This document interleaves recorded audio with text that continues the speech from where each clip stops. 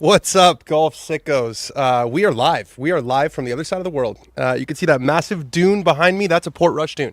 We are in the town of Portrush, actually in the town of Portrush. I'm here with Ben Buskovich, What's up, Dan? my man, my caddy. I keep Welcome going back. back. I keep going back to caddies. I've had a real special caddy experience. Well, We're gonna get into it's all of fitting. that. So yeah, we're in Portrush. Open Championship starts in a few days, and I am dealing with my own personal case of the Rory McIlroys. I think I know what you mean. You know what I mean? Yeah. I just reached my mountaintop, and I don't know what to do with my hands or my body anymore. I just had the most incredible golf trip throughout Ireland. We're going to talk a lot about that. I'll let you guys know right off the show, off the top of the show. We're going to talk about the Open on this show. We're gonna talk about players. We're going to give out some major grades. We're going to answer some questions that you guys have about the Open. We're going to talk a lot about my trip to Ireland because Relevant. it's relevant. And also, I just can't stop thinking about it. You're a storyteller. Yeah, that's how you get it out. I'm a storyteller, and I have a lot to get off my chest. So we're gonna get into all the Ireland stuff. I have not told everyone what courses I played or which ones I like the best. We're gonna do all of that live on this show. Got to play with Shane Lowry 6 days before he, sort of defends his Open Championship at Portrush because he won it the last time it was here. It was just really, really special. There's only one guy with his face painted in the town, so There's I'd say only he's defending. yeah, he's got a big mural on Nice, the we wall. saw it yesterday. We saw yesterday. It's beautiful. But we're gonna start with the Scottish Open. Because I caught the end of that right so I met Alex yesterday in Dublin. We drove up here, caught the end of the Scottish Open. I want to talk a little bit about the winner, Chris Gotterup. A pretty amazing transformation. There are certain junior golfers who are can't miss prospects from the time they're 15 or 16. Miles Russell comes to mind. Just committed to Florida State, by the way. Oh yeah. That was since we were on the break. Miles Russell going to Florida State. Question now is this Charlie Woods? Where does yeah. Charlie go? Another tangent. My brain's still a little scrambled from Ireland, but so he starts his collegiate career at Rutgers, and his freshman year he's got a 74 scoring average, which is bad by modern college golf standards. And he just slowly gets better and better and better. Ends up being Big Ten Player of the Year his senior year. Then he's got one extra year to transfer. He's got 1 year of eligibility. I don't know if it was a COVID situation or what it was. He goes to Oklahoma, which is a massive step up from Rutgers. Just harder courses, harder competition, and he wins all the awards, like Nicholas Award. He was the best player at Oklahoma, but and he goes to the Corn Ferry Tour, and he got through that pretty quickly. Won last year at Myrtle Beach, which was an opposite field event, but this was a totally different level. Going against Rory McIlroy and Matt Fitzpatrick was up there, and Wyndham Clark and a bunch of major champions. And it was really, really impressive. He started to play a little bit better coming into the week. His results coming in, going back to Punta Cana, T18, T12, T15, T13, T28, one miscut, a T23 at the U.S. Open, T26, T21 at the John Deere. So it was solid coming in, but again, this was a different level, and Rory didn't hand it to him. It wasn't like Rory went out there and chopped it up. And we actually, big shout out to Chris for coming on this show. We had initially told the tour, we're taking the whole week off, but Gotterup, I know him a little bit from back in the day, and so we put the ask in, and they said yes. So here I am talking to the newest winner, the Scottish Open champion, Chris Gotterup. All right, I'm joined by Chris Gotterup. Chris, if I told you when you were a freshman at Rutgers that you were going to go toe-to-toe with Rory McIlroy and beat him to win a national Open, what would you say? I'd say you should probably get drug tested. I don't think that in my wildest dreams that I would have ever thought that would be the case, and to be here now is amazing. What's changed for you in your golf life? I know you're a little bit of a unique case, played other sports, but something clicked when you were in college, obviously. Yeah, I think it's kind of my whole story is where Coach Judy believed in me, and I didn't really have many other offers, and I definitely was a work in progress, and I was willing to put in the work, and he pushed me pretty hard to, and he's obviously he's very beneficial in my life. He's actually here today too, so that was really cool. But I think my junior year, I really dedicated myself to getting in shape, and and then I finally took off, and I was an All-American. And then obviously he springboarded everything for me. So, and Rutgers too. I mean, I love Rutgers, and I love Coach, and yeah, it's a great place, and he helped me a lot. So I am steep. I just got back from that's a strange way to ask a question. I'm a steep golfer. I just had this incredible golf trip in Ireland, and I got absolutely destroyed. The turf killed me. because I guess I thought it was because I'm steep, but unless my eyes deceive me, you're one of the steeper players out there, and you just won the tournament. I looked last year, you shot 3 over, you missed the cut at Scottish Open. Like, did something click for you? Did you change something? I didn't change much. I definitely didn't come into last year's tournament with the form that I've had lately. So I think I came in knowing that I was playing well, and I know they're totally different places, but Oklahoma and here aren't like, other than the ground, it's similar playing style where you're flighting shots, you're working it with the wind against the wind, and I definitely think that's a beneficial part of going to school there and living there, like I have for the last couple of years. And I know my last question for you. I know you've won at every level. I know you've been really, really good player for a long time. Does doing what you did today against Rory, it's got to give you a different level of confidence. It has to. Yeah, I think so. I mean, I think that I was confident in my ability the whole time before today, before this week. I knew I just had to stay the course and kind of do what I thought was the right thing. And then obviously today, going up against Rory and Wyndham and, a bunch of major winners, to come out on top it feels good. Enjoy it, dude. You ready for next week? Your first Open? I will be tomorrow. Today, not yet. I gotta go figure out what the hell I'm doing to get up there. Yeah, well, it's a good problem to have. Good stuff. We saw you play North Berwick. Are you a big like architecture guy? Not really. I feel like I have to be, just being from the Northeast, but I think it's really cool. Every year we go out and play, and yeah, it's so much fun. All right, man. Good stuff. I'll see you soon. Awesome. Sounds good. Thanks, Dan. Yeah, good stuff from Gotterup. A real sort of breakthrough win. I like him. Yeah. What Seems about like a guy? A guy's guy. What do you mean? Just like dude you can hang out with in any setting. Yeah, little Jersey boy. Yeah. Yeah. I guess I'm drawn to this. Throw a few cold ones back with him. Yeah. He's got that effect for sure. A few more notes from the Scottish Open. Perfect preparation for Rory McIlroy. Yeah. I've always said, and I think this is true with his, right before he won the Masters, I want to say he played a week before, 2 weeks before, and was like sort of in the top 10, but didn't win. I think that's I mean, obviously, if you're Chris Gotterup, you want to win, right? Winning is huge. It's so important on the PGA Tour. If you are Rory McIlroy, who maybe doesn't need all that comes. You still want to win. Co-leader going in the final. You still want to win, but I think it's not a horrible consolation to finish second and not have to deal with. I mean, Rory was saying he got here at 1 a.m. last night, slept 4 hours, and played his practice round early this morning to try to sort of beat the crowds. If he had won, that's another 2 hours of media and all that stuff. So I just don't think it's the worst possible. And in fact, I think it's the best possible thing that he could have done. And I think we've seen. And we're going to get into this when we talk about some weak observations, I'm calling them. I did a really good job of not being on my phone, but I had some things that were sort of percolating, but I decided not to like tweet or post anything. So I have some thoughts about Rory and stuff. But I think the last 2 starts, top 10 at the Travelers, second at the Scottish Open.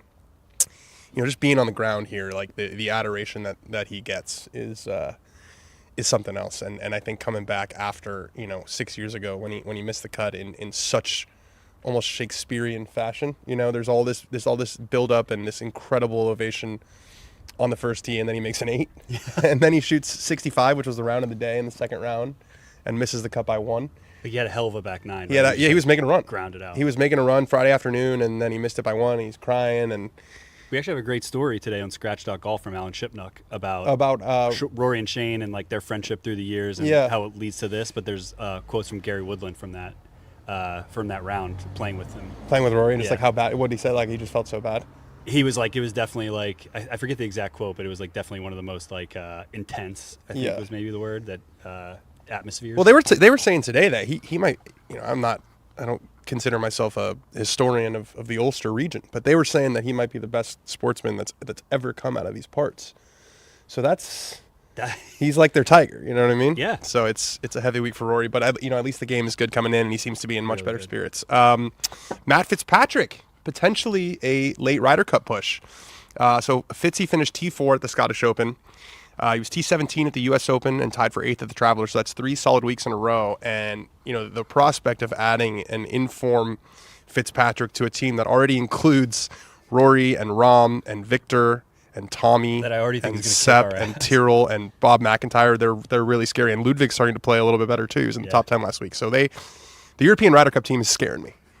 Yeah, you got a guy like Fitz who's been on a slump coming back this strong at this time. Like the timing couldn't be perfect. The timing is because you know that Luke Donald, like, you know, we talked about this. We've done so many Ryder Cup picks on our show. You know, there's sort of a last two spots in the European team that seems sort of like, can someone just grab them? And it feels like Fitz might be making a late charge to grab it. His Ryder Cup record is historically bad, like one of the worst ever. Really? Yeah.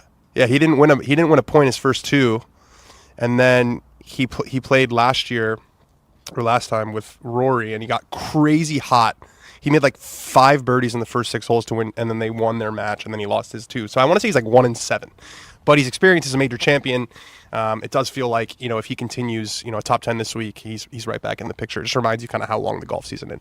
And then Scotty Scheffler, a little bit of a throwback Scotty Scheffler week. This was a 2024, a January to February 2024 Scotty Scheffler week when he was the best ball striker in the world, still is, but his putting was atrocious.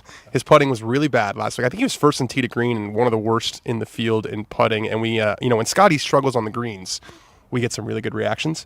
We've talked about, you know, he's sort of the connoisseur of the how. He's the man of how. How! And we got an epic how this week at the Scottish Open. Let's roll a clip. Golf's not like that, though. Definitely. Oh, yeah, golf. Like a St. Bernard on a merry-go-round. It was almost like that one. There was a bit of self-awareness. There was like I love the Michael Jackson or I Believe I Can Fly. Yeah. Like he was like striking. He was like striking a pose at the end. So I think it was a genuine how, and then it was like, okay, I got to make this funny because I'm being so silly. It was the moment he realized he's the how guy. He's the how guy. He's like, I got to own it. How? I'm just picturing Carl making a social clip right now. We got to clip that up. Guys, I want to show you something that I've been working with. So I'm playing in the Mid-Am qualifier this year, and my game is in a bad spot. So I need to make some improvements, and I'm trusting that with Arcos. I need every edge I can get. So you guys can see these on the top here. All you got to do is screw these in, and then there's a Link Pro. I have it in my bag over there. You basically just there's a train going behind us. Oh yeah, check this out. This is live from Portrush. Look at that. Can they still hear me? They can still hear me? They can also hear the train? Okay. It's the 612. Yeah, the 612 train is going by. Hey, Andy, thanks for calling. You gotta love Lynx Golf, man. You gotta love Lynx Golf. But back to Arcos. So you screw these into your clubs, and then you hook it up to the app, and then you wear something like right on your hip, so you can put your phone away. You don't need your phone, and you basically just it notices whenever you hit the club. You don't have to do anything, and then what you do is you walk right next to the pin, and you click the pin, and then it automatically knows where the pin was, and that's it. Wow! And it tracks everything because like one of my things with these trackers is like, you know, especially on this golf trip, I wasn't trying to be on my phone the whole time. Yeah. If it was going to be like a nuisance to input the data, that was going to be a deal breaker for me. It is super easy. That's crazy. Yeah, it's a really cool product. The caddies like couldn't believe it. No need to carry your phone, which was a big part for me. You just play golf, and Arcos handles the rest. Now look at the data. My driving accuracy, 48%. That's not going to get it done. You know, we talk about taking one side of the golf course out. Well, I got 31% right, 22% left, so not doing super well there. Hitting a lot of greens, which is solid. The putting is not going to be so good. I struggled this week. We're going to talk all about it. But these were the stats from Ireland? These were the stats from Ireland. I think there's 2 rounds in there from Brentwood. But this was cool. I hold out a shot. We're going to talk about it. I hold out at Adair Manor on the 14th hole for eagle, and you can. This is a cool feature where it tells you like how much better than like how many tour shots you hit around.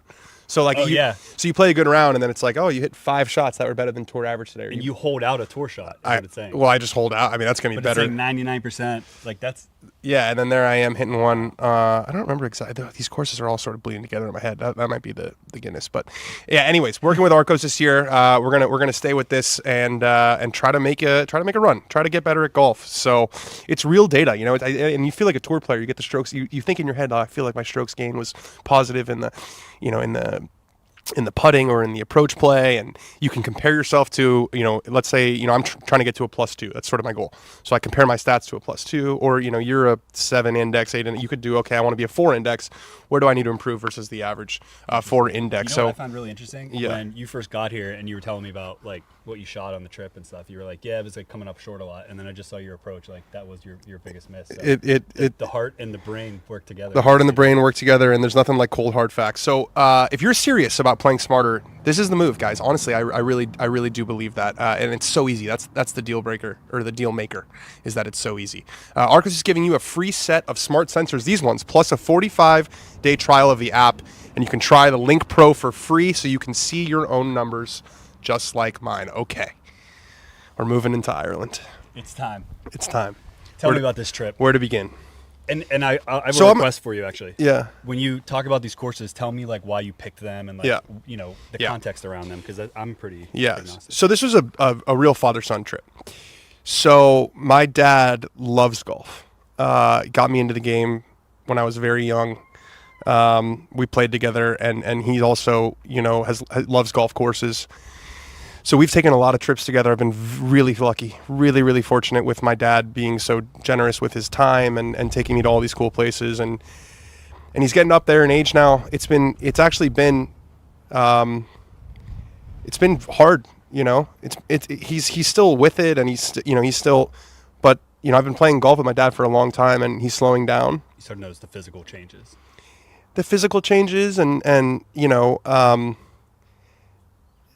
It's not. I wouldn't say that I think there's a process of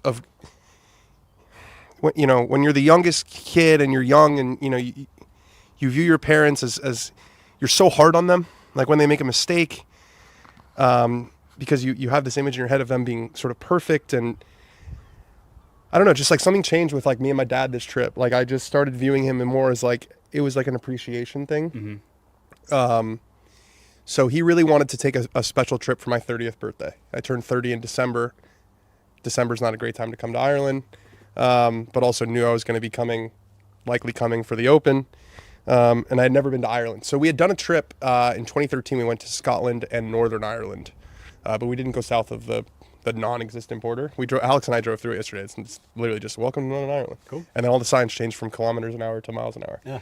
But you stay on the right side of the road, which I did an okay job of.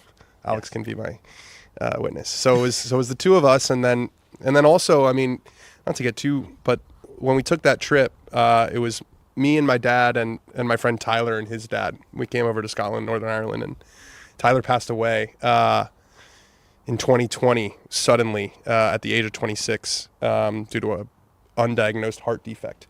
We're actually having a charity event in his honor that you're going to be at next Wednesday. It's coming up. Yeah.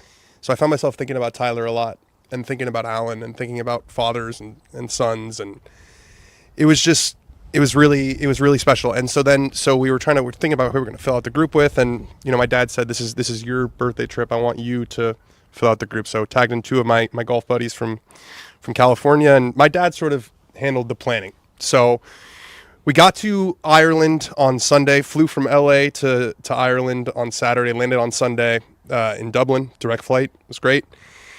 Spent the night in Dublin, then we played Portmarnock, which is heavily rumored to host the first Open Championship in Ireland, south of the border.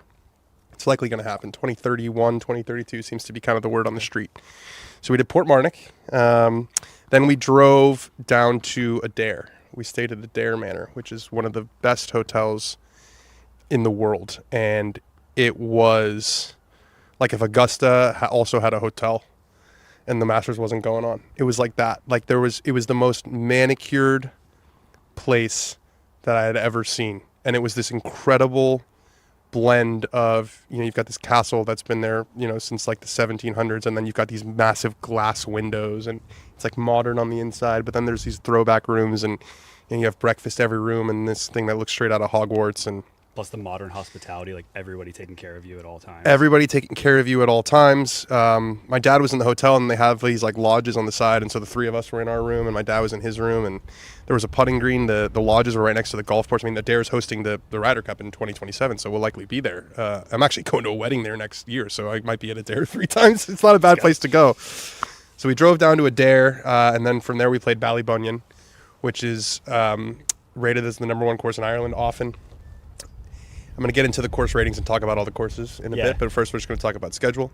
So we played Ballybunion on the Tuesday, so one round the first 2 days, and then we kicked it into gear. So Wednesday morning, we played Adair Manor in the morning and Lahinch in the afternoon, which was about a 75-minute drive. So teed off at Adair at 9 o'clock, finished around 1:30, drove 2 hours teed off at Belly Bunyan at like 4 p.m. Do you warm up again, or do you just? Yeah, you hit a few balls. I mean, the car rides are lengthy. We did a lot of driving. Yeah, you hit a few balls, but you've been playing a lot, and you're pretty. You want to save up the energy. You're also drinking beers the whole time, so it's like you got to be smart. So we did a dare in Lahinch in one day, and then on Thursday we played Dune. But yeah, this is Lahinch, I think. Yeah, it's just incredible, These dunes are just out of control, beautiful. And then Thursday we played Trump Dunebeg. I think it was called Dunebeg Links before. Dunebeg.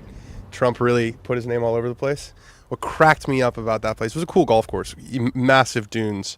I think it'd probably be higher rated if it wasn't like a Trump course. I think the Trump courses get knocked because the Trump course in Scotland is awesome. The one in Aberdeen, and I don't see it on that like as many lists as there's a picture of the grounds. All over the place, isn't it? Dude, he's all over the place, like Trump everywhere. The thing that cracked me up the most is the course is called Trump International. The hotel is called Trump International, and they have like a little kind of like a cafe sort of restaurant right next to the first tee. It's just called Trump's. It's like, we couldn't relating to that. We couldn't think of any other name, so we played Dunebeg on Thursday, and then on Friday was an incredibly special day. We played Hogshead in the morning with Shane Lowry, and then Waterville in the afternoon, which was only about a 10-minute drive. I'm going to get into all this stuff with Shane and rank the courses in a bit here. So we did that on Friday, and then we drove. Saturday morning we drove, so that's all the way on the west side of the country. So we stayed a night in Dublin. We stayed 3 nights in Adair, and then we stayed 2 nights in Killarney, which is like more southwest, because Hogshead and Waterville are all the way on the southwest part of the country, and that part of the country had the crazy like almost Scottish Highlands looking like cliffs. You know what I'm talking about, where there's mountains all around? Like here you have these beautiful cliffs, but there's no like... Well, it ends because we're like at the end. It ends. Like here it's like you got the ocean on one side and then you have all these mountains around you. It reminded me of the Scottish Highlands. And then we drove from there. It was like a 4-hour drive. It was a bad drive. There's the All Ireland Gaelic rugby or Gaelic football going on, so the traffic was crazy. Then we woke up in Dublin and played one last round at the Island, which was an amazing golf course, and it was 8 rounds in 6 days, and I kid you not, we did not feel one drop of rain the entire time. It was like yesterday the entire week. I cannot believe how lucky we were with the weather. Did you pack for good weather? No, I packed this. I packed this exact thing. I've packed sweaters and layers and didn't end up using any of it. And it was like the first day we played, the caddies were like, dude, this is the best weather. They said the first day, and then it was just that day, like 6 days in a row. That's got to be the biggest thing you think about for these trips. Because I thought about like a Scotland trip before, right? And it's like, it's a roll of the dice. Are you going to get a like beautiful day like this that we have right now? Or are you going to one of my buddies just texted me. He started his trip today. They're at Old Head, which is a little north and a little west. He said it's 50-mile-an-hour winds, 60, like legitimately unplayable. And so I feel kind of guilty that we got this incredible weather. So I got a few takeaways from my trip, and then we're going to get into a course ranking. My first takeaway, the difference between sort of the Irish golf scene and the American golf scene, there's no ego involved over here.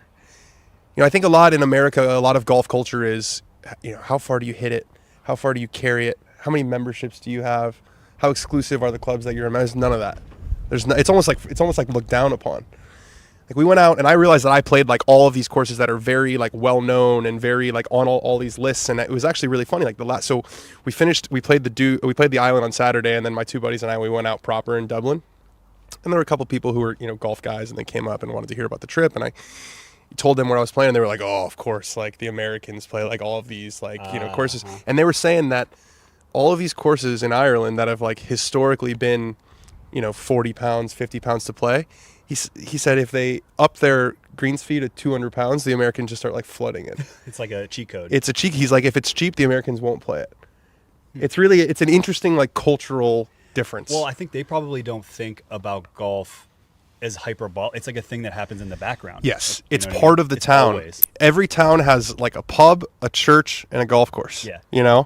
And it's the towns are built around those 3 things. And people join clubs. I mean, joining a club is not the same thing as it is here, because all these courses are also open to the public, but there are certain times that are set for members. But like you join a club to start playing golf, because it's like it's not that big of a thing. Whereas like You are a golf sicko, and like you haven't joined a club in LA. It's like because it's like fucking hundreds of thousands. You know, I joined a club, but more that way. You know what I mean? Like join Chester, Washington. It's a public course that you can be a member and play in their events. Like the people. So it'd be like if every course was like Chester, Washington. That's kind of sweet. It's I'm still sort of digesting it, but it just traveling, it just opens your eyes to these things that it's like, there's just so many people in America who are just like, I'm just like collecting club memberships and like, and I'm not saying it's bad. It's just really, really different. And the most different thing that I found was the caddy experience. Yeah. Not so much the experience of like being out on the golf course. Like caddies are great everywhere. I love caddies. But caddies at private courses in the U.S. are not members. It's just like, that's a clear line. They might not even be. They're not allowed in sickos. Yeah. They're not allowed in the clubhouse typically. You know what I mean? Like they show up through a separate entrance. They hang out in the caddy barn, and then they meet their group, right before the first tee or maybe on the putting green, and they go. The caddies a lot of them were members of the courses that they were playing. They're almost like more like tour guides. It makes a lot of sense. Like, wouldn't you rather have that also with you playing the course for the first time? Of course. Keep it low here. And it just speaks to the difference in accessibility. So my caddy at the island was this guy called David, 24 years old, 2 handicap, which we're going to talk about the handicaps. There's something's going on with the handicap system that we have to get to the bottom of. I'm going to explain it. Interesting. Yeah, it's big news. So we teed off at like 2 p.m. He played in the Saturday morning like men's match before. Then he's a member at the island. Then he joined us. He caddied for us as a train goes by again. And then he joined us in the lounge for a beer afterwards and told me that he's also a member of Port Mornick. Like imagine if there was a caddy at Riviera who after the round, who played Riviera in the morning in a competition, then caddied at Riviera in the afternoon, then joined you for a drink after, and then tells you during the drinks that he's also a member of LA Country Club. Like he's a member of the 2 best clubs in town, and then when he's not playing golf, he caddies, he takes money off of American tourists, and then he goes and it's like, 1,000 pounds for the year or whatever it is. And you can live like a true golf life. And there are professional caddies in the US where they caddy 6 months in this place and they caddy 6 months in that place, and caddying is what they do. You can live that life over there, but also be a member of the courses. I think there's a movement over here, like in the new wave golf sort of. I was going to say, I think we're just behind.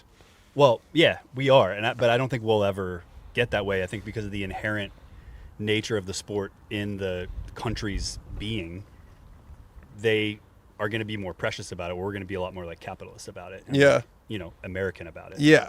It was, and the caddies were so proud of their courses, and it was just, and you get to. I think the caddy experience on these trips is really, really important because, you're spending all this money to come over here. They're tour guides. They're going to tell you all about the course, not just, and they speak of it with pride because it's theirs. It's just a totally separate experience. And you've done it before, so you've experienced like this golf culture, right? Of like Ireland, Scotland. Yeah, I mean, I've been here. Well, I was 18 when I came, and I was very much in like my dad's the worst mode, and I was like, if I wasn't shooting 70, I was like really butthurt. I played terrible the whole trip, and I had the best time ever. I am not a good links golf player, so my scores. I think my lowest score was 77, and my highest was 85. I shot 79, 80, 80, 80, 81. Like it was just a bunch of, I just kept hitting it short and not getting down in 2. You're making me think that if you're like a golfer in America that's disillusioned with the inaccessibility of it for whatever reason, like your current situation doesn't allow you to participate as much, like save up and take that trip to Ireland and like experience it here, because it sounds like this is like it's the not mecca even of a what trip that you could move here. You could move here. Come like through. It's one of our caddies was was 24 from New Jersey, and he just loves golf and just decided, I'm going to try to come over to Ireland, and emailed a couple courses, and one of them said yes, and he's off and running. It's shout out to him. That takes guts. That takes guts to do it. So I am a very poor links golfer, at least so far. I feel like I just started to figure it out at the end, as you do naturally. Played my last like 6 holes in even par after playing terrible the whole trip. But we had the perfect weather, and I think I was a little bit intimidated by links golf. Like I thought, oh, you have to flight everything. We're playing the links. You gotta shape it with the hole and shape it against the wind. And I'm not Tiger Woods. I'm just not Tiger Woods. And I finally at the end was just like, I'm just going to factor in the wind and then just hit my shot. And if it's good, then it's good. And if it's bad, then I'll deal with it. But I got to stop trying to like hit the freaking Tiger Woods low draw to a back left pin with a, like, what am I doing? Do you think when you started to consciously just like play the game that you play at Brentwood that you played better? Yes. And scored better? Yeah, you just got to not, That's I mean, I think it's with the lack of trees. I mean, the guys were talking about this a little bit at Oakmont. It really does screw with your eyes off the tee. You just don't, everything looks so much narrower, I think. Oh, really? For me, at least, without trees. It was just like, and I think also a lot of these courses are really clever with their design where it's like, okay, so the dune will be here, so the tee is between the dune, then the dunes get really wide, and then they get narrow again up by the fairway, or up by the green. So you can't really see all of the fairway off the tee, so it looks like there's nowhere to hit it. But then you get out there and you're like, oh my gosh, I had all of Ireland to the left. So it's playing these courses for the first time. That's why those caddies are so crucial. That's why those caddies are so important. That was what I was going to say. Is like these courses are and also a lot of these holes are just straight up blind. You just wouldn't know where to go. So the handicap stuff. Yeah, what's going on? A 3 handicap in the UK is a scratch in the US, and it's always been a thing. And I always thought it was because of like the handicap system itself. I think it was different in the UK versus the US, where the US only took 8 of your top 20s, but now it's down to 6 of your top 20. And I could have sworn that the UK one was a little bit more based on like your average. What I realized is there's 2 reasons why the handicaps are so different. The first one is at these clubs, they play medal competitions all the time. These gimmies just like aren't really a thing. They're just like not really a thing. Like you have 7 feet for bogey, like you're putting it. You're playing like, you might as well just write down whatever you want. We played ball and hole the whole trip. If it was this close to the hole, then we did gimmies. But we were playing matches and we had low net competitions. So these club golfers, they play stroke play competitions. How many times have you played a stroke play competition? I don't have no idea. That's what I'm saying. And you play golf all the time. So these people do it all the time. So they don't do this gimme stuff. They lose a ball, they go back and hit another one. Like the 77 that I shot here was like a hard 77. They made golf harder to for a handicap. So they play metal. They play metal play all the time. And the second one is the courses are just not rated hard enough, or they're rated too hard in the U.S. We played one off the back basically every time, around 6,700 yards, 6,800 yards, and they were all rated like 72.0, 125. These courses where I'm getting my teeth kicked in are rated a shot and a half easier than my home course. Yeah, you're like 125. I'm like, I see it with my eyes. This is 20 times harder. And I don't know if maybe they rank slope based on because it's true. If your distance is not prohibitive, if you only hit it 150 yards in the air, you can play these courses. You can get on the ground and running. So maybe that's their thought process. But the slopes, Ballybunion in the wind, an 18 handicap, they're just not finishing. And the slope was 126. Yeah. I just don't really understand. They're just holding themselves to higher standards? There's something going on, because it's not the world, because the handicap is now, I believe it's, I turned in my scores the same app. So I think the world handicap system is like normalized now.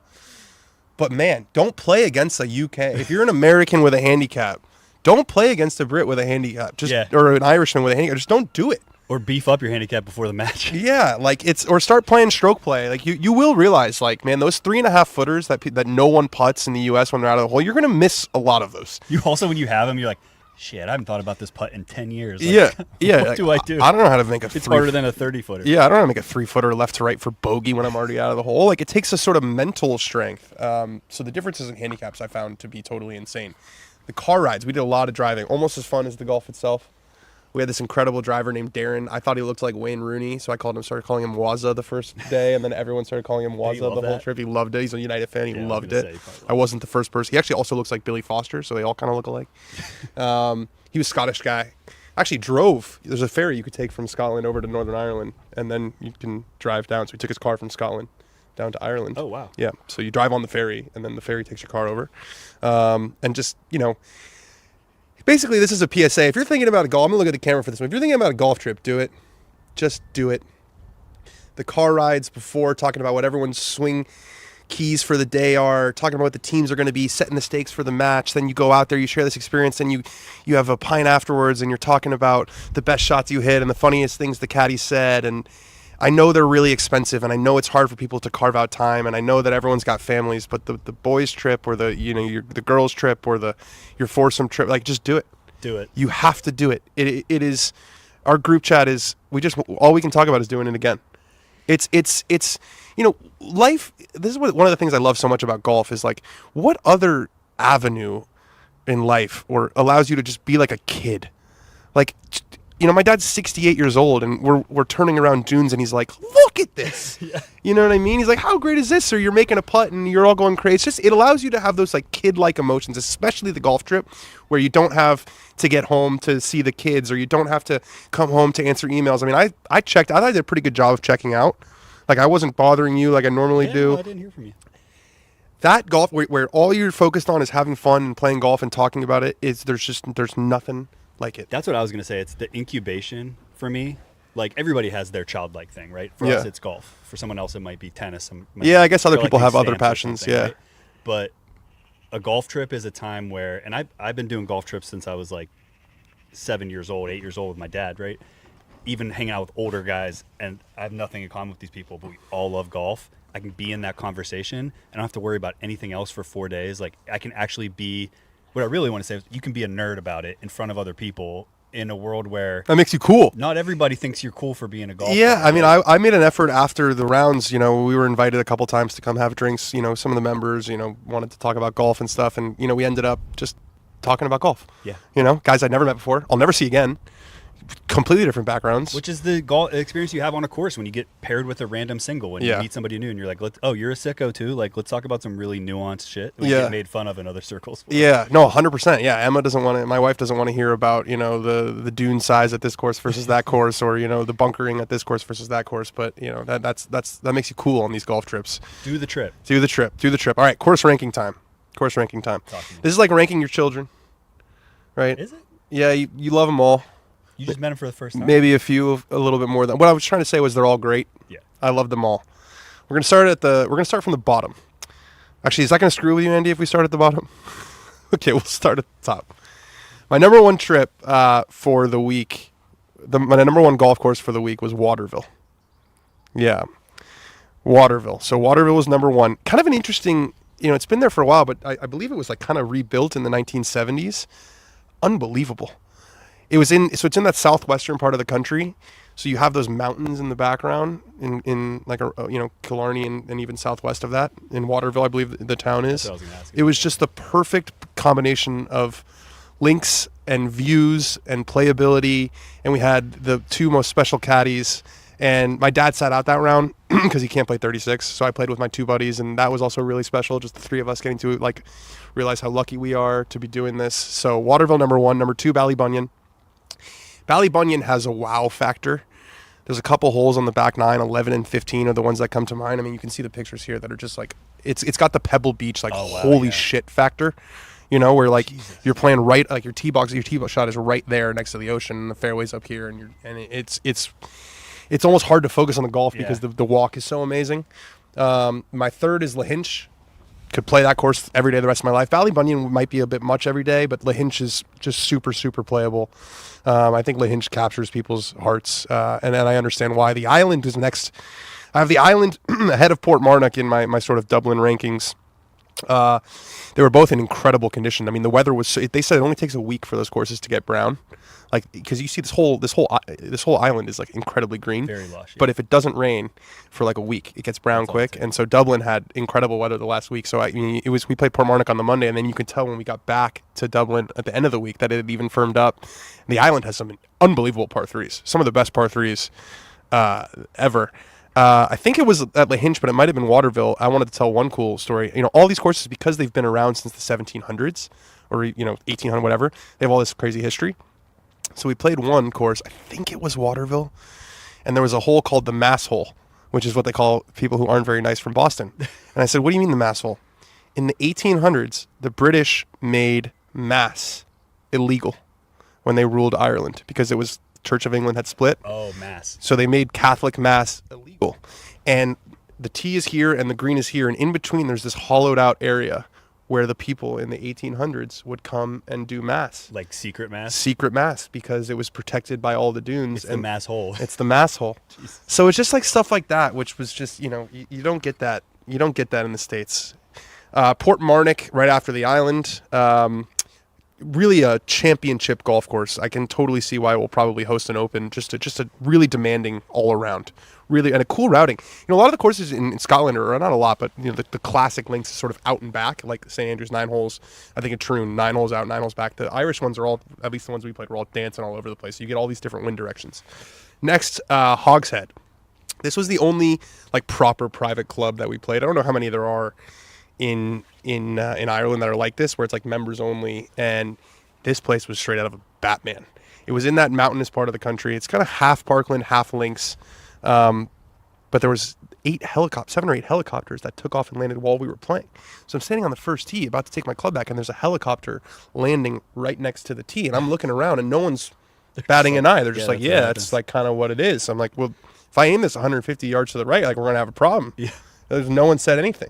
It felt in range. So these people, what they do is they fly into, this is the ultra wealthy. A lot of the members are American. They fly over, take a helicopter from the airport to Hogshead, which is on the very west part of the country, and then they take helicopters to all the different links courses around. So the 4-hour drive that I made back to Dublin is drives, 30 minutes in a helicopter. Well, they're missing out on some good chats. It was, and we got to play with Shane, and I'll talk about that in a second. But my last one was Doonbeg, not because I didn't like it, just something has to be last. But it had incredible dunes, enormous dunes. I feel like they probably beefed some of them up a little bit. Trumps. Knowing DJT. Cafe. Yeah, the Trumps. But yeah, so the ranking is Waterville, then Ballybunion, then Lahinch, then the Island, then Portmarnock, then Hogshead, then Doonbeg. I have a dare just in a totally separate category. It was like playing golf at a insanely nice country club in the Northeast. It's Parkland, trees everywhere, no ocean, just a totally separate experience. So I didn't feel like I could rank it with the rest of them. That's interesting. Did you feel like that was a nice break from the... Yeah, it was great. Yeah. It was great. It was no wind. It was really nice. Played shit. So that was fun. No, I felt normal again. And Waterville was the course that beat me up the most, and I liked it the most. So that's maturity, because I remember when I was a kid, if I didn't like a golf course, I really did grow on this trip. I do think so. And you were saying yesterday that the ego part of golf, I have a interesting relationship with playing golf. I really do, because my whole life is golf, and it's watching the best players in the world, and then I feel like I'm a good player but not that good, and I do I need to keep it up for the pros to and I need to qualify for this or qualify for that, and none of that matters. Not when you come to a place like this and you experience it, in all the accessibility you were talking about and the price and everything. You're like, wow, if life could be like this all the time, if golf life was this all the time. If I could just remove the score aspect and just hit the shots, man, it sounds so simple. So got to play with Shane. He hosted us at Hogshead. It was his buddies. He had 2 buddies there, and I had 2 buddies there, and we played a match. His 2 buddies were a 10 and an 18, and my 2 buddies were a 5 and a 9. So Shane's obviously better than me. The 10 and the 18 are worse than the 5 and the 9. So we played a really interesting match. It was a gross match where the best 2 scores for each team counted. So Shane's +1 score, and it was Ireland against the U.S. and they were Olaying and we were USAing, and it was a full Ryder Cup match. And Shane shot 5 under with a double. Hit it out on the second hole and made an eagle on the last to clinch the match. And just what an experience! The U.S. took it. No, wow. Shane made an eagle on the last hole. We were 1 down going to 18, and so we needed to win 18. And Shane hit 3 absolutely perfect shots, including a 3-iron over a tree from 250. It's 15 feet, and did made he make the putt. A bogey all day? He made a double. He made that double. Oh, okay. He hit it out on the second hole, and then he made, I think, 5 birdies and an eagle or something like that. But he was in such good spirits. Remarkably loose. Showed us an incredible day. My friends had an unforgettable golf experience. So we're big pro Shane Lowry guys right now. Did Shane feel... this was a great story. So my buddy Andy is all-time grinder and also the best putter inside 10 feet that you've ever seen. So we were the match was tight. It was even, and Shane had a 6-footer for bogey and Andy had a 5-footer for par. And we were they were tied. If Shane made it and he missed, they would have won the hole. And Shane goes, "I'll give you good." And Andy goes, "Nope." And then Shane makes the putt. And then Andy drains it right on top of him. Oh, that was so cool. It was just he's telling Dad about that one. That's a once in a lifetime kind of, the Open champion, asks you for good, and you say no, and then you make it on top of him. Just an incredible day. This is where you fall in love with the game. That was my biggest. You can learn to play golf in certain. Come over here. It's a pilgrimage you have to make as a golfer. It's so much more of a communal experience. And again, I think this is starting to happen in the U.S. with these like men's clubs or like these women's clubs or these random golf club type societies where it's like it's not so much about like what membership you have. It's about sharing this experience. Yep. We're just a little behind. We're on our way though. It's happening. They just need more attention. There are a lot of those clubs out there. Yeah, and I mean you see it. I think like with all the pros going over to play. North Berwick last week, and you just don't see that in the U.S. Yeah, they get to become little kids going over there, chipping over that wall. Filming shots of them chipping over that wall. You mean maybe Pine Valley, maybe if there's a U.S. Open, somewhere nearby in a couple years they'll go play to like get a look at the course, but they're not going to go out to some like random golf course and just have a good time. It's a totally different experience. The last thing I wanted to talk about the Ireland trip, and thank you all for indulging me so much. I promise we won't talk about it again. We probably will. So there was the All-Ireland, I think it's Gaelic football match that everyone was talking about. It was on Saturday and Sunday. There was 2 semifinals. This is a unique sport. Yes. Right. It's like, it was described to me as a sort of a combination between rugby and soccer. I don't know if that's right, but that's what they said. And the whole country was going to Dublin, and you play for your county. So it's like County Kerry, County Cork. So it's like these like sort of mini national teams. Players don't get paid. I couldn't believe it. For the love. I couldn't believe it. It was like there's 70,000 people, all these jerseys. Where's the money going? They're like professional. This is a pro. No, it's not. And they sell out stadiums and they're all celebrities and they don't get paid. It's like the college. It's the county baseball team. Basically. It's like the NCAAs. It's crazy. It's like the county baseball team and they're all celebrities. Like they don't pay for anything, whatever. But when I asked one of the caddies, like, "Do you guys get paid?" They were like, "They might get a sponsored car and that's about it." Like no salary whatsoever.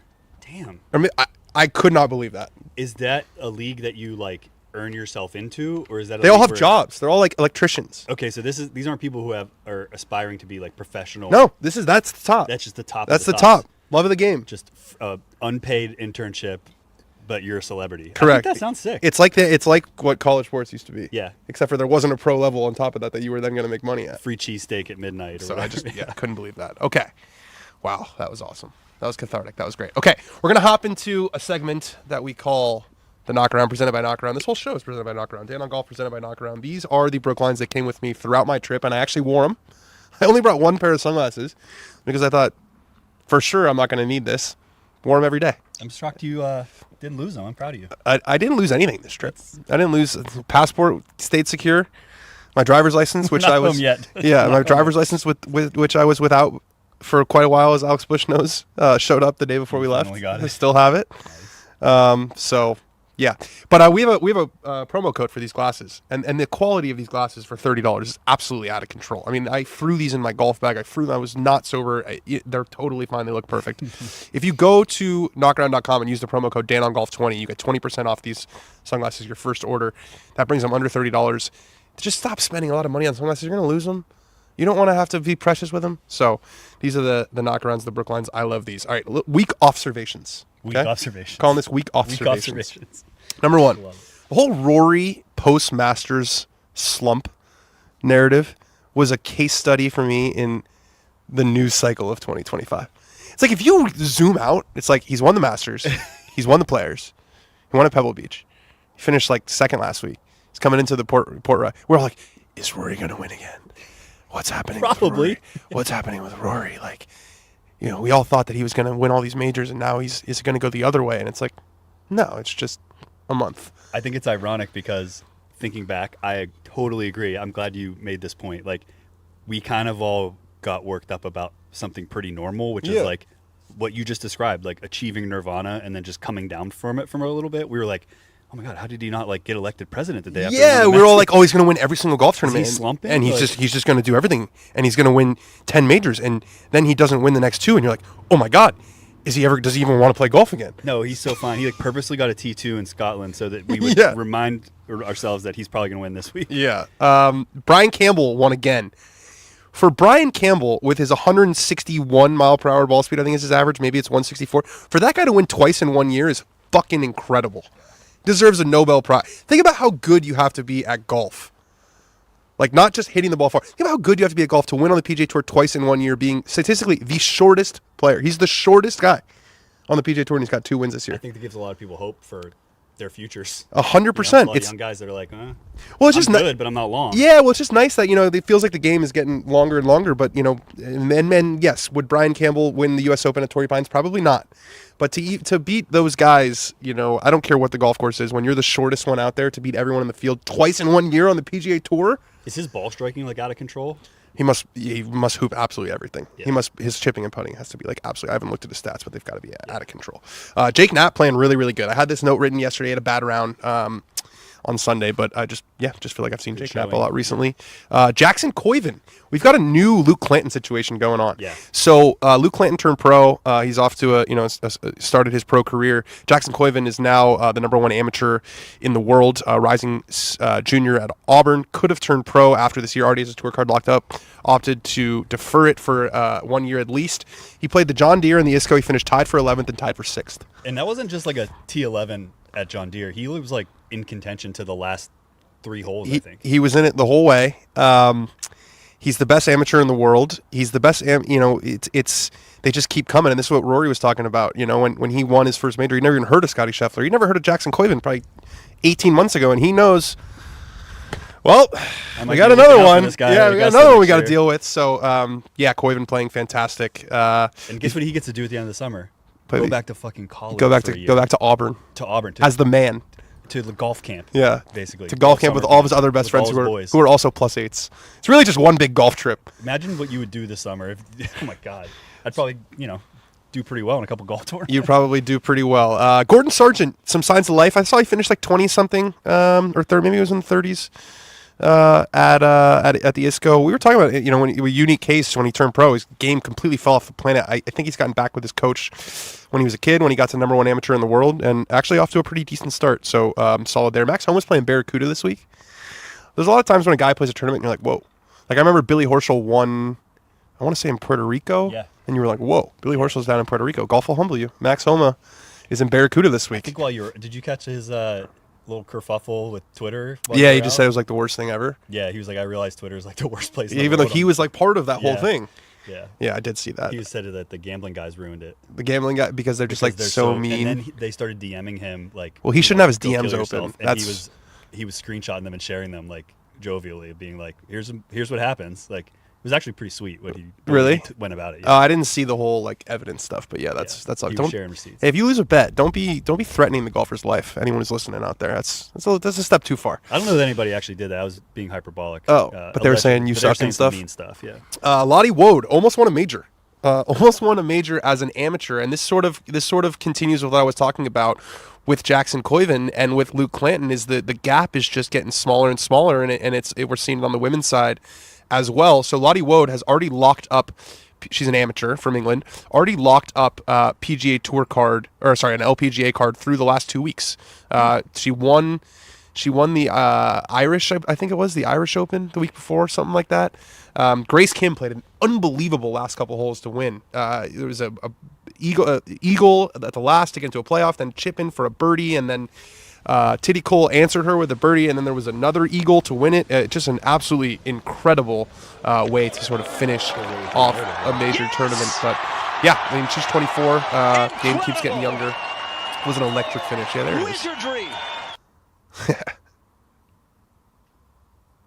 So good stuff there out of Grace Kim. Live Golf, the Live Andalusia event, played at Valderrama, which is one of the best courses they play at. I feel like the two big courses they've played at this year are Valderrama and Doral, and both of those have been much lower winning scores. Taylor Gooch won. Oh. Haven't heard that name in a little while. Taylor Gooch is not in the field this week, so that sort of makes you think, especially when he's coming off a win and Taylor Gooch is not in the field. Do we have a little asterisk tally situation going on? I apologize in advance to whoever wins this I'm week. just saying, that win by that way, the R&A, they were rooting against Taylor Gooch yesterday. They said because if Taylor Gooch wins this tournament and then our winner doesn't beat Taylor Gooch, there just is an asterisk. Wish we had a sponsors invite for that. There just is, ISCO opposite field event was won by William Mao. What a jawline on that guy. That's all I'm going to say. Neil Shipley. I almost did the hot thing there. No. Yeah, there he is. Getting there it is. First PGA Tour win. Our boy Neil Shipley won again on the Corn Ferry Tour. We were talking about how he was kind of doing the breakdowns of where the point. It doesn't matter if you win the tournament. So he's got 2 wins now. And we've got a clip of the way he finished it off. This guy knows how to win tournaments. Let's roll that clip.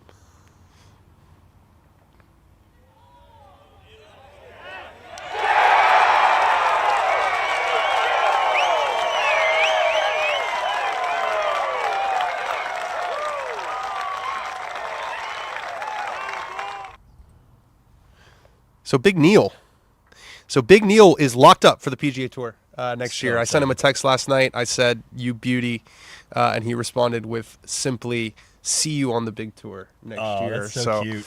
He's good now. Life's good for Neil Shipley. You know, there it is. You get another couple months on the Corn Ferry Tour, and know that you're going to be playing some pretty sweet. Now he's got to think about getting to number one, so he gets into the U.S. Open and the Players and all that good stuff. Him and Jackson Koiven, they have really nice ends of summers ahead of them. Yeah. Locked up. They should hang out. Yeah, Jackson, Neil, let's chill. Boys trip. Let's do a trip to Ireland with those two. Four of us. You guys are free. What the hell else are you doing? Let's go. No, you're 100% right. They're like second semester seniors, for the next couple months. Boys. Internet Invitational. The Internet Invitational field is set. Dave Portnoy and Barstool's golf tournament for over $1 million, I believe. It's basically every golf influencer that you've ever heard of. An unbelievable effort to get that many people in the same place.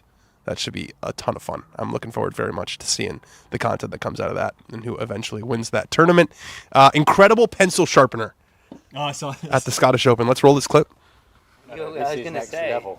Have we got a blunt one we can demo? Oh, do anyone, yeah. Watch this. 5 times the size of his old one. Watch Shit, this. Oh, wait. Oh, yes, wait. Where's that from?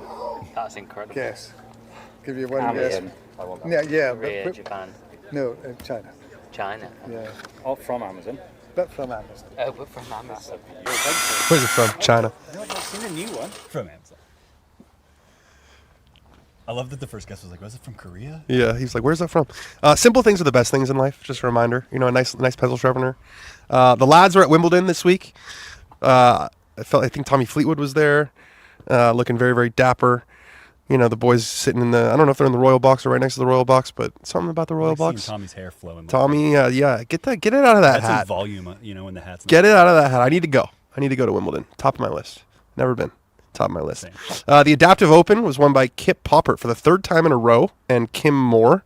That guy Poppert is a beast. He set a bunch of scoring records. This was out at Woodmont in Virginia. Or maybe it's in Maryland, I believe. And then our guy Chaz made the cut. Yes. I didn't see where he finished. I didn't see either. But Kim Moore was, I think, 3X. Or no, that was Kip. Kip Popper's won it 3 in a row. Kim Moore's won it multiple times too, yeah. Carlos Alcaraz is a huge golfer. He says, he plays golf basically every day when he's playing in these tennis tournaments. And we talked about golf making people fast friends. Here's Carlos Alcaraz and Tom Holland. I saw you playing golf as well, eh? Yeah, we're big Good Good swim, eh? Yeah, we should play. We should play one I'll night. give you one. He works for IMG. He works For sure.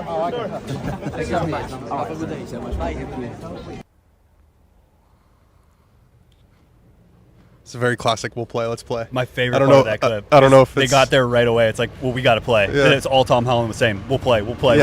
Yeah, Carlos is like, yeah, we'll play. Tom's like, you let me know at tea time. Yeah. Like, we're going to play. Now? You want to go I feel like there's always one guy in the let's play conversation who's like a little bit more down to play. Who's a little bit more free to play. He's a little bit more free to play. Yeah, Carlos might be busy. And then lastly, the American Century Championship, which is all the celebrities, was won by Joe Pavelski, who's a former hockey player. Got to be harder. You got to be a bigger and bigger celebrity to get into that tournament these days. I think you got to be a pretty good celebrity golfer to win Like, that tournament. with how hot golf has become, it's the barrier for getting into that tournament feels like it keeps going up. We had some people out there. It looked lit. Yeah, it looked really fun. It does look really fun. That's becoming like a thing. Yeah. I want to go next year. Yeah, I'd like to go as well. But we got a major championship to finish before, and so we're going to hand out some major season grades for the year so far for some of the top players. We're 75% through the major season. There's one last chance at glory. That used to be the PGA Championship, their tagline, but then they moved. So now the Open is the last chance for some guys to build on an amazing major season and for some guys to avoid a lost year. So we're going to start with Rory McIlroy. So his results in the majors so far: he won the Masters. He finished tied for 47th at the PGA Championship. He finished tied for 19th at the U.S. Open. Now you might think, oh, Dan's going to give him a B or whatever. A+. A+, yeah. A+. He won the Masters. Yeah. Let's not forget, he won the Masters, and then he stopped trying as hard for a month, and now he's trying hard again. It's not as more complicated than that. You get an A+ for completing the career grade. So there's an A+. Next, we're going to go with Scotty Scheffler. So his results: he finished 4th at the Masters, he won the PGA Championship, and then tied for 7th at the U.S. Open. I'm giving that an A. That's an A year. Another top 10 would be 4 in a row, and going on top 10 in all 4 majors is really difficult to do. He's got a win in there. Didn't really have a chance to win the U.S. Open or the Masters, really. But it feels like Scotty's able to finish 4th or 7th with his B or C game. I would give it an A so far, but very much looking forward to seeing him this week. I was going to say, what makes a top 10? Or does a top 10 this week for Scotty make him an A plus? Like, what's the A plus? No, winning makes it an A plus. Winning would make it an 2 majors in 1 year. I mean, Xander did that. That's A plus. Or if he completed the career Grand Slam, but he can't do that. He can't. So it's an A. It's an A so far. We're going to go next to Bryson DeChambeau. He finished tied for 5th at the Masters, tied for 2nd at the PGA, missed the cut at Oakmont. I'm giving this a B+. I was very disappointed with his performance at Oakmont. I was also very disappointed with his performance on Sunday of the Masters, where he just didn't have it at all. And then missing a cut at a course that I felt like was really going to suit him. And I almost gave him an incomplete because I'm very curious to see how he does this year, this week. Because until we see him. Well, his Open record. He's got one top 10 in the Open. It came at St. Andrews in 2022 when it was like you could bomb it on every green. So it was really like a bomber's kind of situation. And he hits the ball so high. There are so many variables in links golf, and he's a famously, scientific sort of paint by numbers type of player. I'm just not sold on him yet as an Open Championship player. Just feels like one that could vex him. This will be another. I think we saw him play in the Open last year, obviously, but another good test to see if that part of his game is developing. I don't know if the weather holds off, maybe he can hit him high. You know what I mean? Like, you played your game and it worked out. So not really, but his is a little better than mine. Yeah. So. No, I just want to see how he plays this week. I'm very curious to see how he plays this week. Okay, next, Justin Thomas. He finished tied for 36 at the Masters. He missed the cut at the PGA and missed the cut at the U.S. Open. I'm giving that a D. He's been terrible in the majors since he won in 2022. Like, terrible. Missed more cuts than he's made in the majors. Much better grade for his regular season this year, right? Oh, his regular season's an A probably. I mean, he won. He won in where did he win? RBC Heritage. He had a chance to win Valspar. A million top 10s. He's been so good in the signature events, the elevated events, and the majors have been poop recently. It's wild. He would tell you that himself. Another guy who had poop majors and very good non-majors, Sepp Straka. So Sepp Straka's results, there's only been one. Miscut. This guy is sky high on the FedEx Cup. He's got multiple wins this year. He's been incredible in the elevated, in the signature events, and he's laid an egg in the first 3 majors. I would have been shocked if you said he wasn't going to. If he was that's an F, by the way. That's an F. I don't know if I said it's not an F. You missed the cut in all 3 in the top 10 player. That's an F. But I would have been surprised if he won like the PGA Championship this year with like the way he's been playing. No, he's been up here. It's just been he's got to avoid a really really sore major season. Ludwig Oberg. Results: tied for 7th at the Masters, miscut. I'm giving that a C-, and this is not very different from his year. There was a top 10 in his last start, but I think we were all expecting so much more out of Ludwig, and he missed the 2 cuts going into the Masters. Somehow found his way in contention, kind of by happenstance on Sunday. Made a mess of the 18th hole, so he really was more in the mix in the Masters than that T7 suggests. But it's just been a bit of a disappointing year for Ludwig. I think after that start when he won at Genesis, Jon Rahm. This is my pick to win this week. I'm picking him. Results so far: T14 at the Masters, tied for 8th at the PGA, tied for 7th at the U.S. Open. I'm giving him a B. Yeah. Last year was an F, and he had a horrible major season last year. Only played in 3 of them. Had to withdraw from the U.S. Open with that toe injury, which I don't even want to think about. And that started the narrative. Oh, is he done? Has he lost his fire on Live? He's been much better in the majors this year. It's a B so far. It moves to an A when he wins the Open Championship this week. He's won twice in Ireland. He's won the Irish Open twice. He won it at Lahinch, and he won it at Port Stewart, which is right down the road. That's why when you turned in your ranking and I saw who you put at 1, I was like, you know what? You know how like when the Patriots won the Super Bowl right after 9/11, if some things are like written in the stars, and I was like, whoa, that would just make so much sense that like. It's like time for a Live guy to win a major, and it's like time for him to win a major. Yeah. It makes a lot of sense. He's the one. Next guy, Ben Griffin. Didn't get into the Masters. Wasn't ranked high enough yet. And then tied for 8th at the PGA and tied for 10th at the U.S. Open. He gets an A. I'm curious to see. I think if he finishes 20th or 15th or whatever this week, I think he's locked. He's very close to being a lock already with how high he's in points and how consistent he's been. And to have top 10s in the last 2 majors with some wins interspersed. I wanted to put a guy on this list who's had an A, maybe not by winning, because everyone's grades are based on their sort of standards. Right. So for Ben Griffin to have as solid a year as he had so far, that's an A. He's also added a ton of Riz, I feel like. Yeah, he's confidence. A new man this year. 100%. Yeah, he's got a totally different energy. Colin Morikawa. Results: T14 at the Masters, T50 at the PGA, and T23 at the U.S. Open. I'm giving that a C because he just hasn't been in the top 10. So From say the same, I bet. Yeah, from the 2020, he might even be harsher. From the 2020 PGA through the 2024 PGA, he was in the top 10 in 9 of 16 major championships. So this is a guy who was like on the Xander diet of like just living up there. That's a louder train than normal, but it's gone. And interesting pairing, him and Billy Foster, the caddy. Yeah. Matt's old caddy. Very different people. Very different. Billy is like gregarious and like takes the piss, and Colin's, it's an interesting pair. He missed the cut at the Scottish Open. But yeah, I don't think it's a long term. I think it's just for these two events. And Billy's been on Sevy's bag and Darren Clark and Thomas Bjorn and, Tiger 1 week, all these incredible players. So probably a thrill for him to come out of semi-retirement to caddy for Colin. It's just an interesting duo. I missed. Would you say what he did this week? He missed the cut. He missed. Yeah, not good. That's tough. So that's a C. Shane Lowry.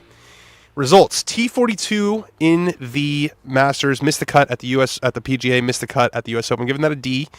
He was actually kind of up there on Saturday of the Masters before he shot 81 on Sunday, which was horrendous. And he said in his press conference today he prides himself on not missing cuts in majors, and he's missed the last two. So he's coming to Portrush not in the greatest form. Shot 17 over, which at the US Open, I watched that guy play golf for 18 holes. You know how hard that golf course must have been for him to shoot 17 over par. Like close up, yeah. I mean, he hits the ball like 10 yards offline at worst. I mean, it's just how hard that got. It was wild. We got a few more here. Brooks Koepka. Missed the cut at the Masters, missed the cut at the PGA, tied for 12th at the US Open. I'm giving him a D. And I feel like he had played one really good round at the US Open, and then everyone was just trying to jam him on the Ryder Cup team like he was back. And since I was gone, I think he shot 9 over in the he was 9 over in the live event and then withdrew. I don't know how he did in the one in Spain, but I'm not, it's like, it would be really interesting if he finished second this week or something. It would give Keegan a lot to think about. Well, we certainly could use a well-playing Brooks Koepka on that team. Yeah, like a Fitz, like a late run. Thing. Yeah. Xander Schauffele. So his results: tied for 8th at the Masters, tied for 28th at the PGA, tied for 12th at the US Open. Giving that a C. It sounds harsh, but he's been so ruthlessly consistent forever. And he won 2 majors last year. 2 major win season, you got to think. He hasn't like sniffed really contention at all this year. So I'm giving that a C. Keegan Bradley. So, won at the Travelers and all this talk about him being a playing captain. His results in the majors: missed the cut at the Masters, tied for 8th at the PGA, tied for 33rd at the US Open. So also a C. No, doesn't have, I think his best finish in an Open is tie 15, another guy who hits it really, really high. So it would be interesting to see, this is the last major. Obviously, we still have the playoffs before the picks, but Keegan, the captain, will be judging Keegan, the player, this week. I'm imagining pretty harshly. And then we're going to finish it with Harris English, who's another guy who's kind of right on the bubble. Tied for 12th at the Masters, tied for 2nd at the PGA, and tied for 59th at the US Open. I'm giving it a B+. I think, finishing second in a major for a guy like Harris English is you never done that before. Also had a really, Scotty won by 5, and it was sort of backdoor, but because it was Rahm and it was Bryson who were up there, and they faded, and he played a good Sunday to move up there. So we're giving him a B+. So some major grades. Again, obviously we have a huge carrot being that there's one more to go. So now I'm going to turn it over to my boy Ben. We're gonna do a blind ranking. Yeah, we got one. We got a new whiteboard. I don't know what the topic is, but I would imagine it's something to do with the Open. Yes. We are going to blind rank Open Championship venues. Okay. Obviously. Okay. And I haven't been to all of them, so that's a caveat. Okay. I haven't been to any of them. Except for this one. I've been to one of them. Yeah. And now this one. We're going to start with Muirfield, though. So it's like kind of nutty. I mean, I've never been there. I've never played there.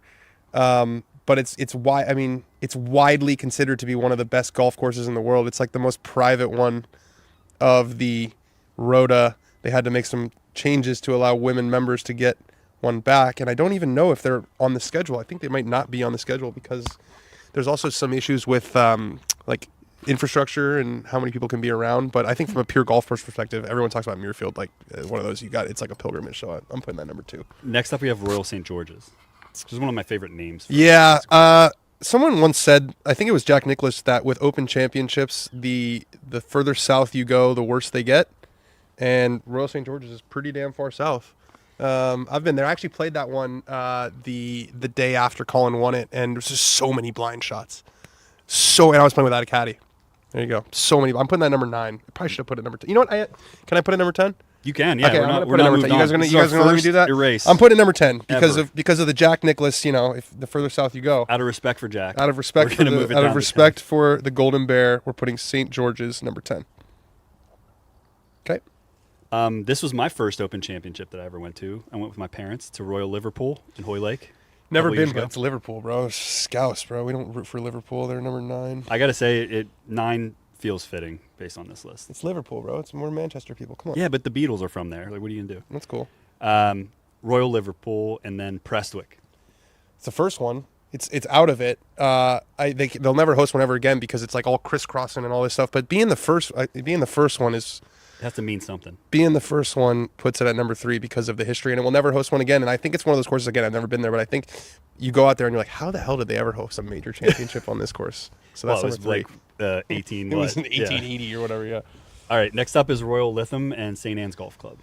I'm putting it number 8 just because I feel like you hear about a lot of these courses and you don't hear about that one as much. I'm putting Royal Lytham at number 8. Haven't missed one yet, which is a new thing. Royal Troon. Troon was good. I was pretty impressed with Troon last year when I went. Really, really good golf course. Classic links out and back. Decent little town air, kind of right on the sea there. Yeah, it's a classic. It's a beefy golf course. It's hard. I'm putting it number 4. A lot of trains. A lot of trains. At Troon. What about Birkdale? 7. Tiger did play a pretty sweet tournament there without hitting it in a bunker, so that's pretty cool. But number 7, we got 3 left. We got number 1, number 5, and number 6. Let's show the people where we're at. We got Muirfield at number 2, Prestwick at number 3, Royal Troon at number 4, Birkdale at 7, Lytham at 8, Liverpool at 9, St. George's at 10. 3 to go. We're kicking it off with Turnberry. Is St. Andrews on this list? Are you allowed to tell me that? I'm not allowed to tell you.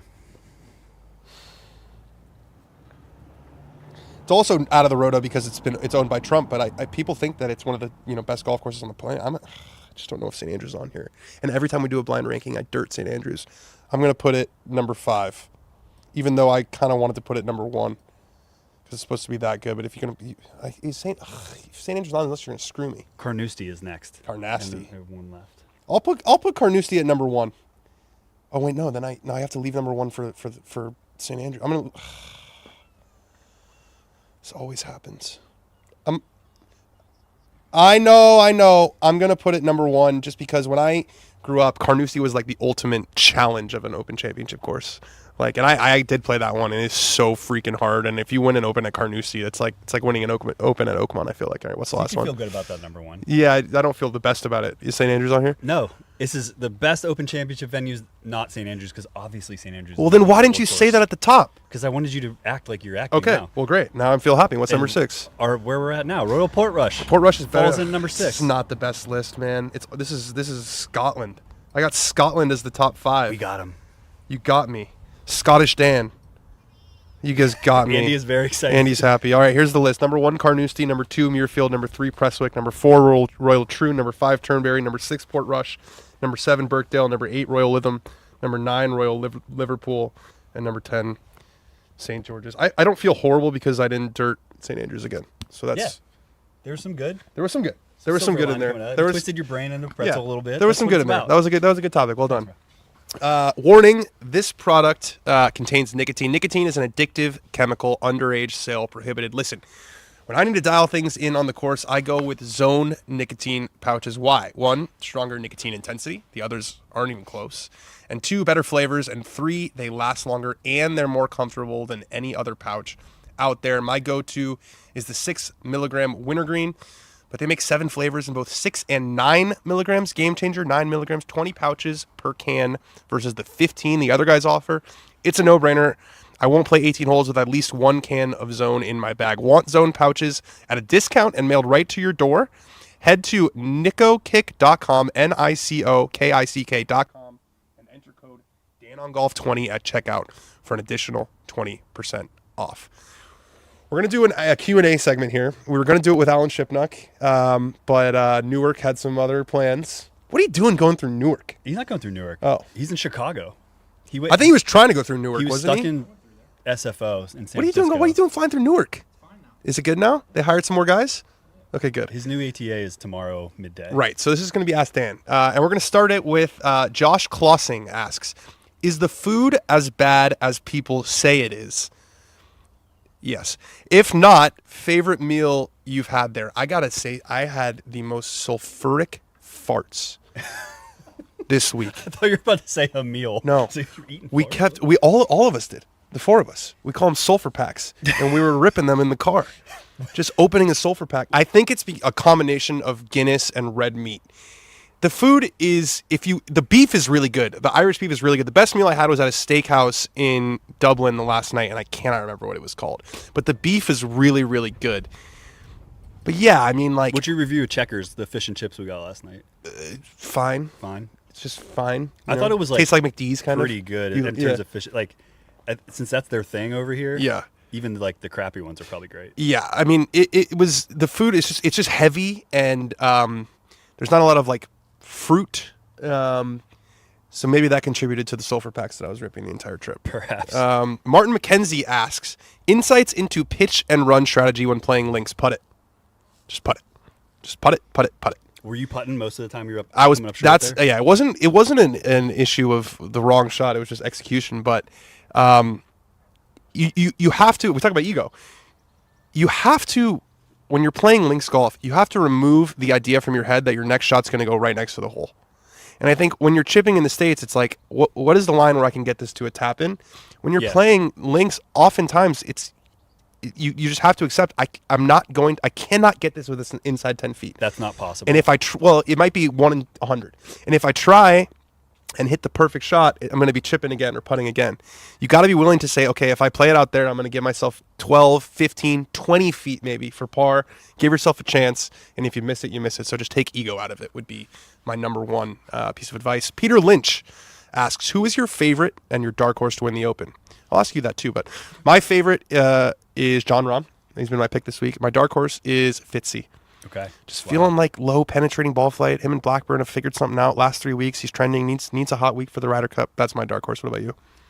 My pick is gonna be Rory McIlroy. Wow. Can you imagine if he bookends the year? I think he's gonna do it. Wins the Masters and then wins the Open at Portrush. He's kind of been teasing us towards it. And also the 6 major club, like I had a debate for a while with that 6 majors is like that's when you're like truly pantheon all time. Yeah. One of the best. Like Phil's got 6 majors. Your Hall. Well, your Hall no matter what, but like you're in a different league when you get to 6 majors. You know, Phil got there, Nick Faldo got there. It's hard to. If Seve only got 5, it's hard to get there. And then who's your dark horse? Dark horse, Russ Henley. Interesting. I was reading your rankings about the ball flight. There's like 2 guys in the field. Him and Berger. They keep it low. Berger would be a nice dark horse. Yeah. Who knows? He's been playing well. He's vying for a Ryder Cup spot. Yeah, he's. I think he's going to make it. I like Russ Henley's. It would be a very Brian Harmon winner. Another Georgia Bulldog. You know. But you know, we might all get as excited about that, but it's a good American Ryder Cup narrative, and we need as many of those as we can get. Yes, I would agree. Ronan asks, most surprising thing about golfing in Ireland, I think, is either the caddy situation or the ratings of the courses. I just couldn't believe I'm standing. It was a dune on the left, dune on the right, wind off the left, there's ocean on the right, and it's like this course is rated a shot and a half easier than the one I play every day. I don't think that's going to happen. Someone whose name I didn't catch asked, what part of the Open doesn't get a lot of publicity but you think is really cool, unique to this week? The tickets are really cheap. Yeah. It's like, what you were looking 45 for? pounds. 45 pounds for a ticket. What is it? Ryder Cup's like $800 to get in. So it kind of stays with the sort of affordability, accessibility angle. Yeah, 45 pounds and you can come on the grounds. It's really, really affordable. Mark Kelly asks, how much Guinness did you consume to the closest gallon? Well, I don't know how many ounces are in a gallon.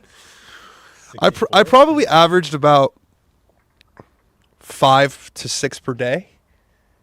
But it wasn't. I was never like crazy, except for the last night we went out in Dublin. We got after a little bit. We had a little bit of Jameson, but it was like a constant buzz. It was just you always had a low grade Guinness buzz. Yeah, it just kind of looks like coffee, so you drink it with coffee, and then you just kind of keep going the whole day. And it's really light. And the Guinness in Ireland, it is true. Like one of our caddies was actually our caddy at Adair was a quality control manager for Guinness for 30 years, and he was explaining to us how I was like, why does Guinness taste so different in all these different places? He's like, we control every part of the process. It's our stout, it's our keg, and it has to do with the filtration process and the storage and all of this stuff. It's like a real art.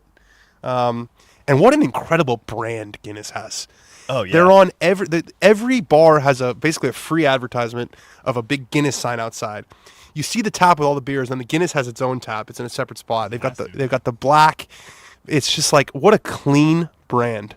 I always thought that the uniqueness was like all that stuff, all the control that goes into that is how you pour a perfect Guinness. Yeah. I didn't know it had to do with the taste too. And Has to do with everything. woman I was talking to today was like, "Oh, go to this place. They have good Guinness." And I was like, "Isn't good Guinness good?" It is not. It's not normalized. And I also learned from that caddy at Adair that to pour the perfect glass of Guinness takes 1 minute and 50 seconds. Or I think it might even be longer. It's like almost 2 minutes long. So you got to be patient they're patient with their beers here. Waiting 2 minutes for because we were doing the split the G thing because we're American and that's what Americans Did you do. do it? Did it all the time. We did $5 split the G's every time. Anytime? Yes, That's awesome. We did $5 That's split such a G's. golf bet for yeah, real life. every time. It's just a golf trip bet. Every time we drink a Guinness, we said, all right, $5, and then we all tried to split the G, including my dad, who's not really a drinker, but he drank a lot of Guinness this trip.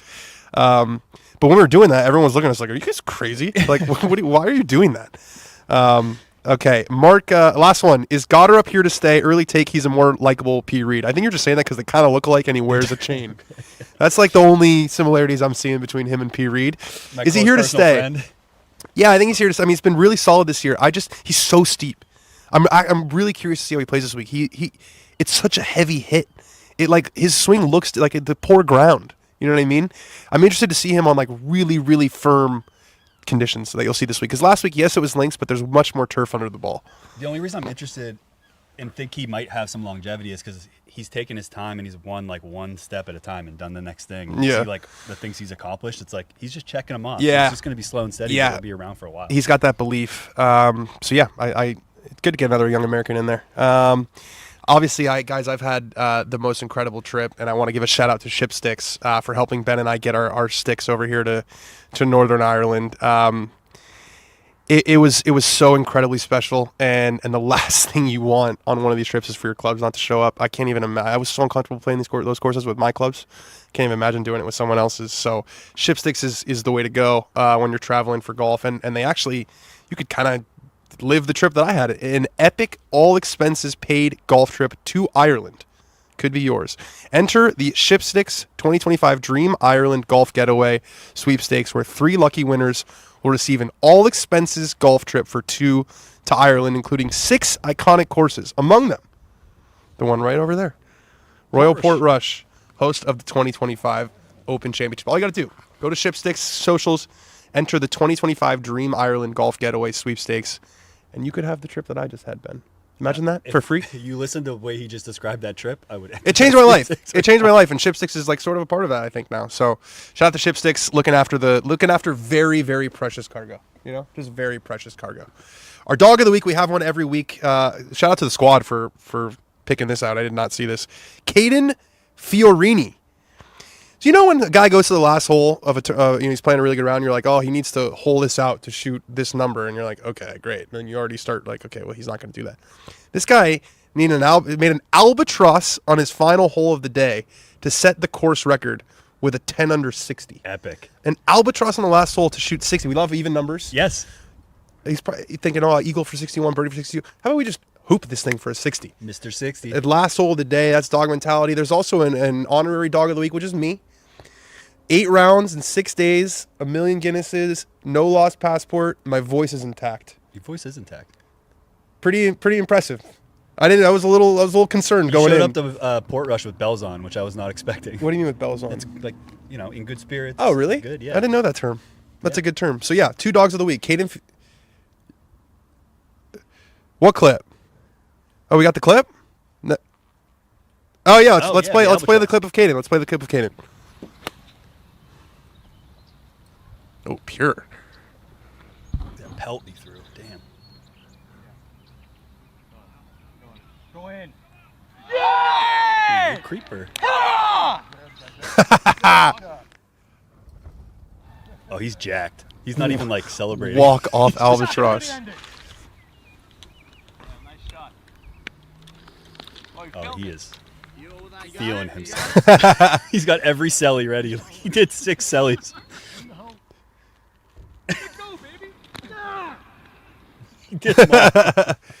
Yeah, we got about 6 or 7 different celebrations in there. That was fantastic. But again, I just want to also highlight that I am also the dog of the week. So it's Caden. You showed up. And then me.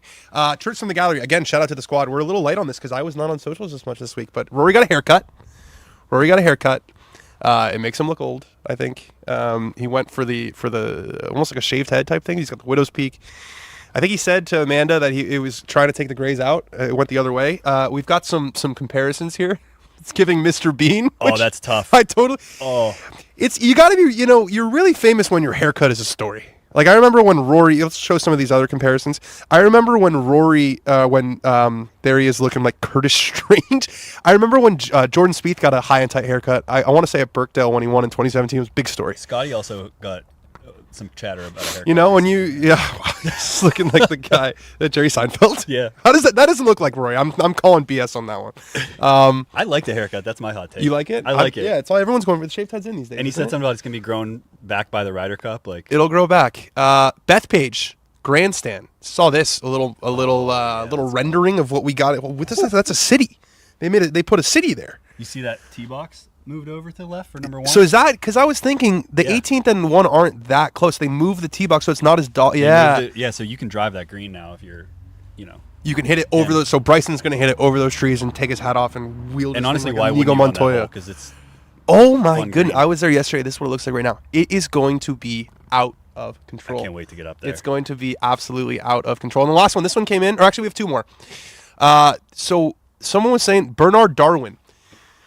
Yeah, does that name ring a bell to you? If Disney remade the greatest game ever played in 2025, you got to feel like the first call they would make is to Dan Rappaport to play the legendary Bernard Darwin.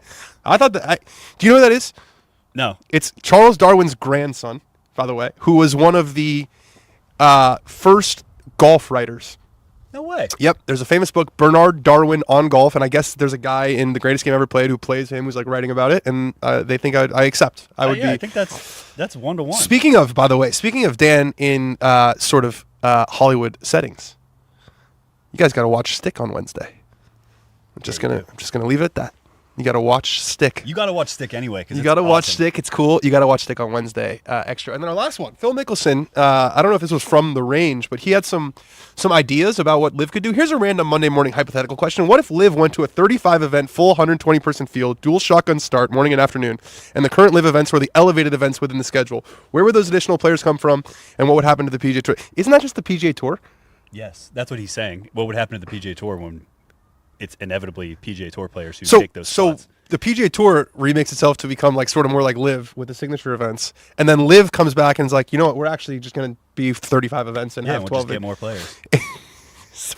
This thing won't end. This thing just won't end. I can't play chess, but it feels like chess. We're in full circle. We're in the full circle moment where it comes, they take the players, the PGA Tour, they make their response, and now Liv is going to come all the way back, and we're going to be back exactly where we started.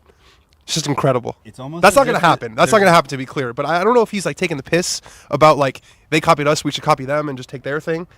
I don't think he's taking the piss. I think he's like. By the way, taking the piss.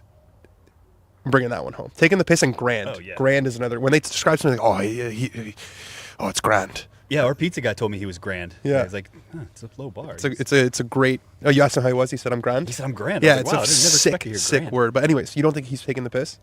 No, I think he's like, well, you know what? I guess now that I think about it, he can't certainly mean it, and it can't certainly be a hint that they're thinking about it. So he's probably just taking the piss. A little Phil piss take.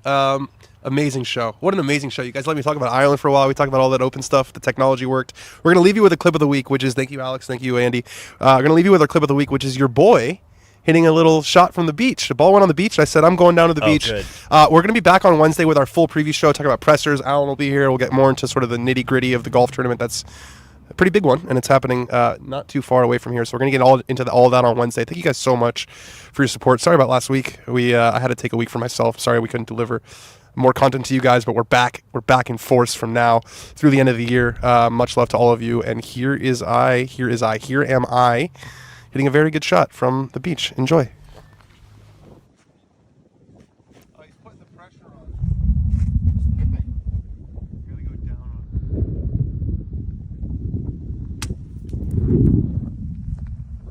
Oh, it's so good. Going down the slope? Nope, stayed up.